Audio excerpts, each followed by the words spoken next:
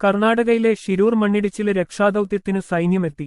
Major അഭിലാഷിന്റെ നേതൃത്വത്തിലുള്ള 40 അംഗ സംഘമാണ് ഷിരൂരിലെ മണ്ണിടിച്ചില് ഉണ്ടായ സ്ഥലത്ത് ഇപ്പോൾ എത്തിയിട്ടുള്ളത്. കോഴിക്കോട് സ്വദേശിയായ അർജുനു വേണ്ടിയുള്ള തിരച്ചില് ഇപ്പോൾ 124 മണിക്കൂർ പിന്നിട്ടിരിക്കുകയാണ്.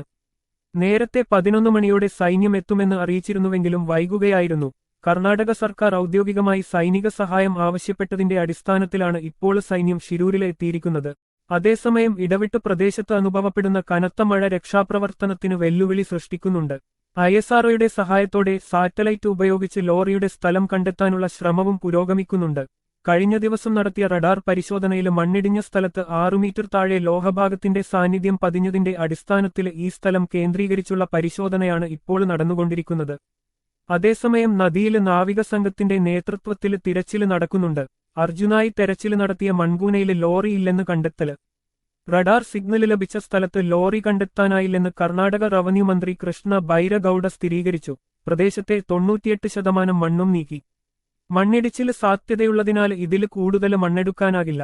ഇനിയും മണ്ണ് നീക്കിയാൽ വീണ്ടും മണ്ണിടിച്ചിലുണ്ടാകുമെന്ന് ജിയോളജിക്കൽ സർവേ ഓഫ് ഇന്ത്യ മുന്നറിയിപ്പ് നൽകിയിട്ടുണ്ട്. തുടർ പരിശോധന സൈന്യത്തിന്റെ തീരുമാനപ്രകാരമായിരിക്കും.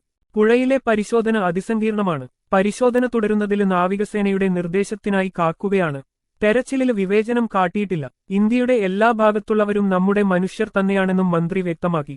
മണ്ണിടിച്ചിലുണ്ടായ പ്രദേശത്തിന് സമീപത്തെ ഗംഗാവലി പുഴയില് അർജുനായുള്ള തിരച്ചില് നടത്താനുള്ള ആലോചനയിലാണ് അധികൃതർ.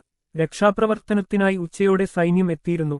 ബെലഗാവി ക്യാമ്പിൽ നിന്നുള്ള സംഘമാണ് രക്ഷാദൌത്യത്തിനായി എത്തിയത്. 3 സൈനിക വാഹനങ്ങളിലായി 40 അംഗസംഘമാണ് എത്തിയത്. കഴിഞ്ഞ ദിവസമാണ് സൈന്യത്തെ എത്തിക്കാനുള്ള ആവശ്യം കർണാടക സർക്കാരിന്റെ ഭാഗത്തു നിന്നുണ്ടായത്. അപകടസ്ഥലം കർണാടക മുഖ്യമന്ത്രി സിദ്ധരാമയ്യയും സന്ദർശിച്ചിരുന്നു. ഇന്ന് രാവിലെ മുതൽ കനത്ത മഴയാണ് ഷിരൂരിൽ പെയ്തുകൊണ്ടിരുന്നത്. ഇത് രക്ഷാപ്രവർത്തനത്തിന് വെല്ലുവിളിയായിരുന്നു.